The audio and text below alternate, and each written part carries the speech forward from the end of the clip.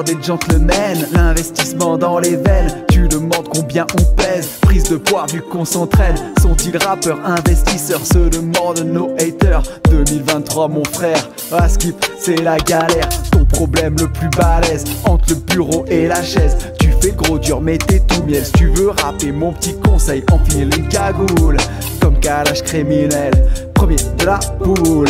Tu finis sous curatelle. Liberté chasse la haine, liberté chasse la haine. Avec nous vise le top, top, top, top, top, top, top, top, top. Avec nous vise le top, top, top, top, top, top, top, top, top. Et salut à tous les amis, j'espère que ça va et que vous avez la forme. Je vous souhaite la bienvenue sur ce nouveau vlog, un vlog venteux. J'ai voulu filmer les 1 an de la Porsche. Je me suis dit ça fera une belle vidéo et c'est un jour de vent, voilà. Et comme c'est les vacances mais que j'ai quand même prévu plein de trucs, et ben ça tombe un jour de vent et c'est comme ça. Donc j'essaie de vous faire des belles vidéos, il y a des très beaux coins ici, c'est très très sympa, des beaux plans de drone. Et l'idée de ce vlog, c'est de faire les 1 an de la Porsche. Alors ça fait un peu plus d'1 an que je l'ai acheté, hein. C'était au mois d'avril l'année dernière. Et voilà, et faire un petit peu le bilan parce que non seulement j'avais fait cet achat de voiture en faisant attention à ce que j'achetais pour, comment dirais-je, faire attention à faire un achat plaisir, quoi. Un achat plaisir, mais mi-plaisir, mi-raison, on va dire, et pas perdre d'argent. Donc on va faire le bilan 1 an après. Est-ce que c'était une bonne affaire cette Porsche? Et surtout, on va revenir aussi sur le montage financier, parce que ça, c'est quand même intéressant. Est-ce que le montage financier de cette Porsche, il valait le coup? Parce que rappelez-vous, si vous avez vu la vidéo, j'ai pas acheté cette voiture cash. J'avais une assurance vie qui était investie en ETF. Et ce que j'ai fait, c'est que j'ai nanti cette assurance vie pour pouvoir emprunter une somme d'argent qui m'a permis de financer la voiture. Mais je vais vous expliquer tout ça. Donc on va faire la vidéo en 2 parties. Déjà, la partie voiture, est-ce que c'était une bonne affaire finalement? Et ensuite la partie du montage financier, est-ce que c'était intéressant? Donc cette voiture, rappelez-vous, il y a 1 an, je l'avais achetée 69 250 €. Bon, ça n'a pas bougé. La carte grise, je l'avais payée 670 € sur cette voiture. Et c'est ça qui est cool, parce que comme c'est un véhicule qui a plus de 10 ans, la carte grise est à moitié prix. Et comme elle fait pas mal de chevaux, c'est toujours appréciable. J'ai eu une révision à faire à 1 200 €. C'est la grosse révision sur cette voiture. Et pour qu'une Porsche elle garde sa valeur, ce qui est bien, c'est de faire les révisions comme il faut. Donc c'est une révision que je n'ai pas fait en centre Porsche, mais j'ai fait chez un indépendant qui est agréé Porsche. Donc super bien, quoi, c'est très bien passé. Rien à signaler sur la voiture. L'assurance m'a coûté 800 € pour l'année. J'ai pris une assurance d'un spécialiste Porsche voilà, qui fait l'assurance pour 8000 km par an. Donc c'est à peu près ce que j'ai fait avec la voiture. J'ai roulé environ 8000 km. Je ne compte pas le carburant comment dirais-je, dans ce bilan, parce que si j'avais parcouru les kilomètres avec une autre voiture, j'aurais eu aussi du carburant. Donc je vais le faire hors carburant. Il y a un truc que je n'avais pas prévu, c'est que j'ai un pot d'échappement à changer. J'ai des chicanes qui ont pété dans le pot d'échappement. Ça fait un bruit de casserole en ce moment. Donc voilà, c'est comme ça m'est arrivé il n'y a pas longtemps. Ça m'est arrivé il y a 3 semaines. Ça s'est mis à faire du bruit, donc je l'ai emmené dans ce garage. Il m'a indiqué que les chicanes avaient cassé dans le pot d'échappement droit. Donc il faut le changer, ça coûte 1000 balles. Donc pour remettre un silencieux d'origine. Mais je ne sais pas si vous vous souvenez, à l'époque, quand j'avais acheté cette voiture, je n'avais pas pris l'échappement sport. Et c'était un de mes regrets. Je m'étais dit, c'est quand même cool le bruit de l'échappement sport. Donc je voulais le faire monter en 2e monte. J'hésite entre 2 marques, entre Evox et Escart. Grosso modo, ça va être un billet entre 3 et 4000 €. Donc c'est l'occasion qui fait le larron, quoi. Soit je remets 1000 € et je mets un pot d'origine, soit je garde quand même ce pot d'origine de côté, même s'il fait un bruit de casserole, et je change les 2 silencieux pour des silencieux Evox ou Scart. Pour moi, c'est les 2 marques qui ne font pas perdre d'argent à la voiture, parce que ça, c'est quand même très important. Je ne veux pas déprécier cette auto. Donc, ça me fera, comment dire, l'occasion fait le larron, quoi. Ça me fait une bonne occasion ça me fait un bon prétexte pour changer les pots d'échappement de la voiture. Mais donc, si je devais additionner tout ça, on va compter que les 1000 €, puisque le pot d'échappement sport, ça serait un plaisir. Quand on va faire le bilan, Aujourd'hui, j'ai calculé le prix de la voiture. Qu'est-ce qu'elle vaudrait aujourd'hui dans le commerce?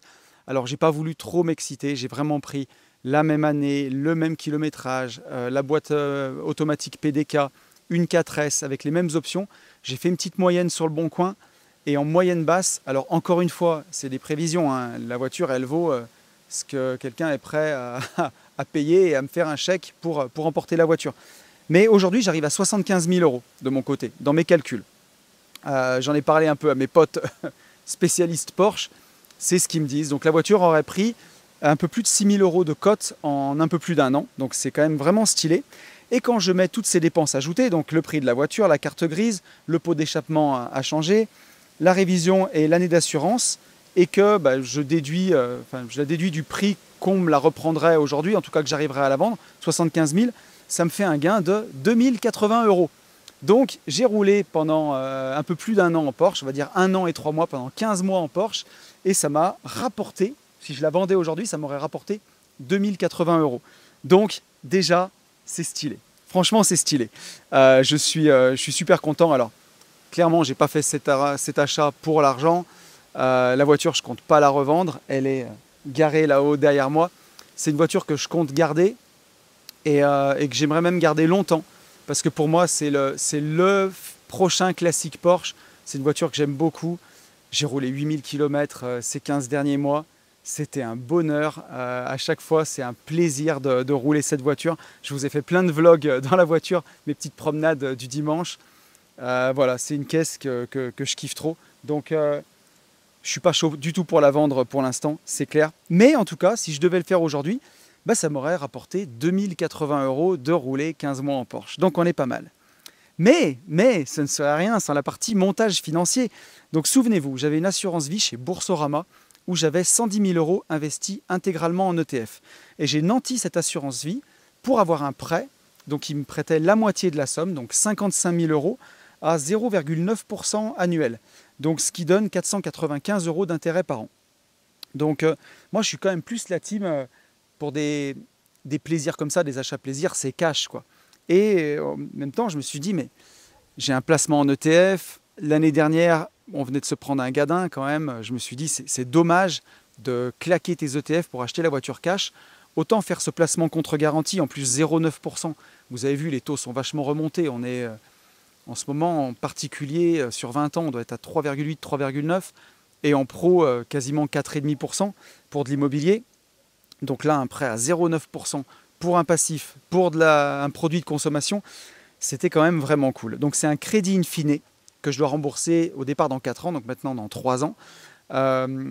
Et mon idée, c'était, je pense que cette voiture, on verra encore une fois, mais je risque de la garder longtemps et je pense plus de 4 ans. Donc je rembourserai ce crédit in fine sûrement dans 3 ans. Mais cette assurance vie à 110 000 euros, qu'est-ce qu'elle a fait, hein? Eh bien aujourd'hui, elle est à 124 915 euros. Donc je n'ai pas calculé le pourcentage, mais on doit être à quasiment plus 10, plus 15% sur cette assurance vie. Donc c'est trop cool. Alors on ne peut pas dire que j'ai gagné 14 000 euros, ça serait un peu triché parce que si j'avais acheté la voiture cash, j'aurais pris 55 000 euros de cette assurance vie pour l'acheter et j'aurais laissé les autres 55 000 euros faire leur vie. Donc on va prendre vraiment que la moitié de ce gain et en un an, ça fait un gain de 6 962,50 euros. Bon, les ETF, ça varie un peu tous les jours. Donc, on va dire grosso modo 7 000 euros. Donc, c'est vraiment, encore une fois, c'est vraiment cool. Et ça, c'est quand je déduis les 495 euros d'intérêt par an. Enfin, après, il faut déduire, les 495 euros d'intérêt par an pour être parfaitement correct. Donc, ça fait un gain de 6 500 euros, vu qu'il y a le coût du crédit de 0,9% chaque année à payer. Donc sur la partie placement financier, c'est cool. Voilà, j'avais pas de boule de cristal encore une fois, hein. Si les ETF s'étaient cassé la figure, il y aurait peut-être mieux valu tout mettre dans la Porsche. J'ai eu de la chance. Depuis l'année dernière, on a repris 15%, le marché a repris 15%. Alors de la chance, oui et non, hein, parce que même si les performances passées ne présagent pas des performances futures, vous le savez, 2 journées sur 3 en bourse, c'est des journées qui montent. Seulement 1 journée sur 3, c'est une journée qui perd.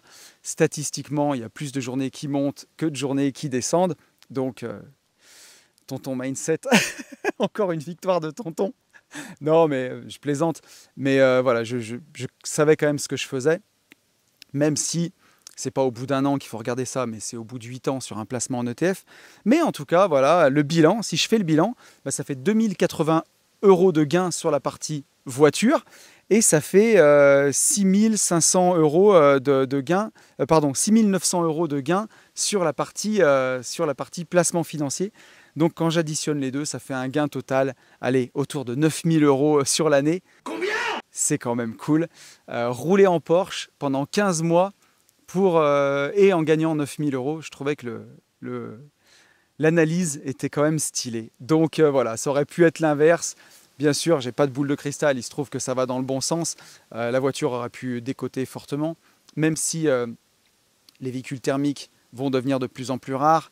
Les véhicules thermiques bien entretenus vont devenir de plus en plus recherchés. C'est pour ça aussi que la config de cette voiture elle est vraiment cool. Et c'est pour ça que j'ai pas envie de la vendre, parce que je pense que c'est une voiture qui peut prendre de la valeur dans les années qui viennent. Et après, la partie placement financier, quand on met de l'argent en ETF, on ne vise pas un horizon de temps d'un an, on vise un horizon de temps de 8 ans. Donc le marché aurait pu continuer de descendre. Bah, pour le coup, il a repris du poil de la bête. Et c'était un bon choix finalement de nantir cette assurance vie pour emprunter d'un côté à 0,9% et sur mon placement faire plus 15%, ça fait un delta de 14%. C'est magnifique, c'est beau. Donc on refera peut-être un bilan l'année prochaine. On verra si la voiture a continué de prendre de la cote. Faut peut-être pas trop rêver non plus. On verra si les ETF ont continué de monter. Et puis ce qui serait cool, c'est de faire un bilan dans 4 ans pour voir vraiment si dans 4 ans, on ne sait jamais, j'ai fait plus 100% et que ça m'est carrément payé les 55 000 € de voiture. On verra. En tout cas, j'espère que la vidéo vous aura plu. J'espère que cette transparence sur cette voiture, ça vous aura fait kiffer et que le recul, tout ça, un an après, je trouve que c'est toujours sympa de faire des bilans. Donc voilà, juste avant de vous quitter, je voulais vous dire qu'en ce moment, je suis en train de vous préparer 1 heure de formation gratuite. Je me suis dit que ça pourrait être plutôt cool. J'ai jamais proposé vraiment de produits gratuits à la communauté qui soient avec une forte valeur ajoutée. J'avais fait la liste de mes 20 livres préférés, vous pouvez toujours télécharger, qui sont vraiment très sympas. J'avais fait ça il y a 3 ans. La liste n'a pas beaucoup bougé, donc c'est un produit qui est toujours d'actualité. Mais je me suis dit que ça serait sympa de faire 1 heure de formation gratuite, donc je suis en train de travailler dessus, j'ai quasiment fini. Je vais bientôt passer à l'étape du tournage, donc vous aurez bientôt ça, vous pourrez télécharger en essayant de vous apporter toujours le maximum de valeur. Donc je suis en train de bosser là-dessus et j'espère que ça vous plaira. Ça devrait arriver bientôt. Quant à moi, je vais vous souhaiter de très bonnes vacances, vraiment profitez-en. C'est ce que je fais en ce moment, je prends plus de temps pour filmer, c'est vraiment cool, c'est des bons moments et ça me fait vraiment plaisir. Donc profitez-en.